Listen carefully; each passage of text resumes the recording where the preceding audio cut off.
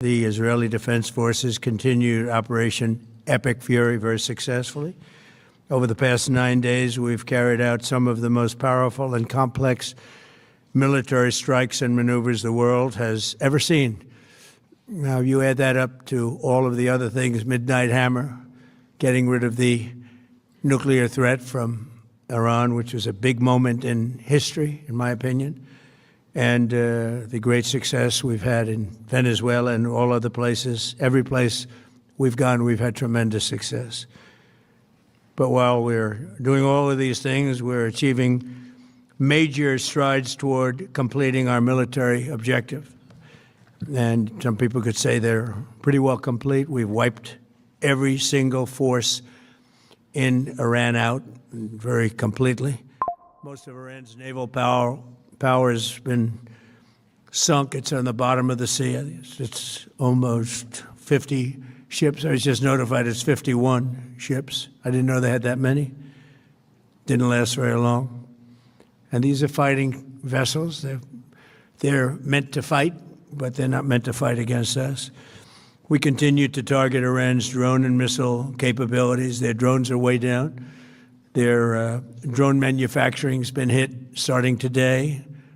We know all of the places they manufacture the drones, and they're being hit one after another. Their missile capability is down to about 10%, maybe less. We're also hitting where they make missiles and where they deliver missiles. We've struck over 5,000 targets to date, some of them very major targets, and we've left some of the most important targets for later in case we need to do it. If we hit them, it's going to take many years for them to be rebuilt, having to do with electricity production and many other things. So we're not looking to do that if we don't have to. But they're the kind of things that are very easy to hit, but very devastating if they are hit. We are waiting to see what happens before we hit them.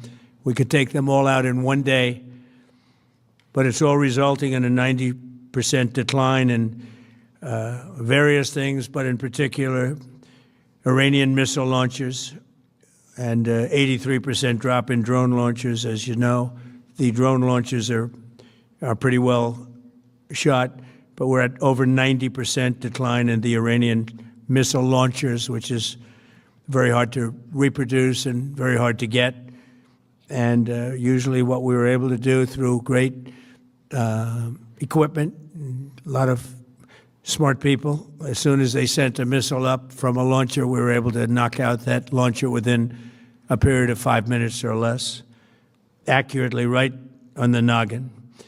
So now we have low-cost interceptors effectively combating Iranian drones, and our B-2 bombers recently dropped dozens of 2,000-pound bombs to destroy missile launchers all over Iran and buried deep under Iranian soil in many cases. The soil was no match.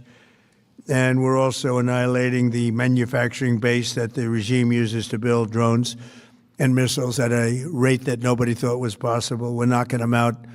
We know where they all are. We're knocking them out very quickly. We're ahead of our initial timeline by a lot. I would say that we probably would not have thought after a month we'd be here, in addition to the fact that we've taken out the leadership twice and maybe 3 times. And we, as you know, we want to be involved. We don't want another president that maybe wouldn't be willing to do what I'm willing to do for the good of the world, for the good of our nation, to be stuck with the situation in 5 years or 10 years from now.